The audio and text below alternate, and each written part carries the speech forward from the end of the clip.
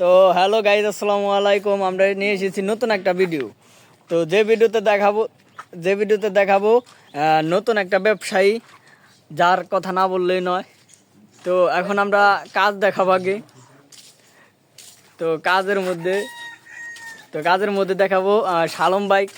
সে আমাদের বড় একটা ইঞ্জিনিয়ার এবং কন্ট্রাক্টর এবং সব কাজই করে এবং মিস্ত্রি। সে অনেক সুন্দর কাজ করে, তার জন্য সবাই দোয়া করবেন এবং যাদের কাজ লাগবো তার সাথে কথাবার্তা কইবেন। খরগোশ নয়াপাড়া বাড়ি, ব্রিজের সাথেই বাড়ি।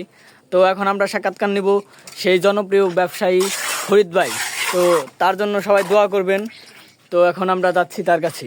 তো হ্যালো গাই, আসসালামু আলাইকুম। তো আসসালামু আলাইকুম। ওয়ালাইকুম আসসালাম। তো কেমন আছেন? আলহামদুলিল্লাহ, আল্লাহ আমাকে খুব ভালো রাখছে। তো এখন আপনি এত তাড়াতাড়ি কিভাবে এই 2 তলা বিল্ডিং দেওয়ার কাজ শুরু করলেন? আসলে আমার মনে করেন 2 তলা কাজ করার ইচ্ছা ছিল না, আমি 1 তলা করছি। আমার এখন মনে করেন আমি গরমে ঘুমাইতে পারি না ঠিক মতো। ঘুমাইতে পারি না এই কারণে মনে করেন কারেন্ট গেলে ছটফট করে বাইরে যাওয়ার লাগে। এই জন্য মনে করেন ছাদে অনেক গরম, এই গরমের কারণে 2 তলায় কাজ করতেছি যাতে একটু আরামে এসে শুইতে পারি, আরামে ঘুমাইতে পারি। এই কারণে কাজ ধরছি। আপনারা আমার জন্য দোয়া করবেন, আমি যেন কাজ সম্পূর্ণ শেষ করতে পারি। তো আপনি যখন টিনের ঘর ছিল, আপনার কেমনে মাথায় এলো যে 2 তলা দিবেন বা 1 তলা? আসলে যখন টিনের ঘর ছিল মানুষের স্বপ্ন থাকে যে একটা সুন্দর ঘর থাকলে বলে যে দেখি আমি একটা 2 তলা দিতে পারি নাকি, 2 তলা দেওয়ার 4 তলা দিতে পারি, তারপর মনে করেন একটা ছাপরা দিতে পারি বিল্ডিং। এর স্বপ্ন আমার ছিল। এই স্বপ্ন আল্লাহ রাব্বুল আলামিন আস্তে আস্তে আস্তে আস্তে প্রথমে কি আপনার ঘর দেওয়ার ইচ্ছা ছিল না এই বিল্ডিং? প্রথমে আমি ঘর দেওয়ার ইচ্ছা ছিল, কিন্তু পরবর্তী চিন্তা করলাম ঘর তো সবাই দেয়, আমি ছোট্ট করে বিল্ডিং দেব।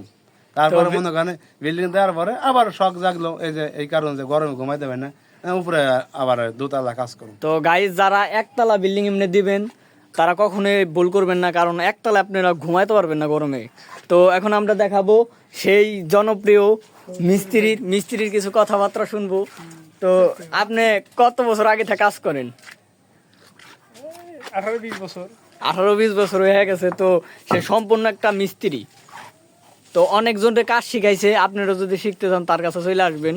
তো অনেক মিস্ত্রির কাজ শিখাই দিছে, তো অল্প খরচে সে কাজ করে। তো এখন দেখাবো আমাদের সেই আর একটা হেল্পার ডাক কই জানি, সহকারী মিস্ত্রি যে কাজ করতেছে। তো অনেক কষ্টে কাজ করে, তার জীবনযাপন অনেক কষ্টের। ওই যে কথা বলো, বয়স শোনা যাবো, বলো।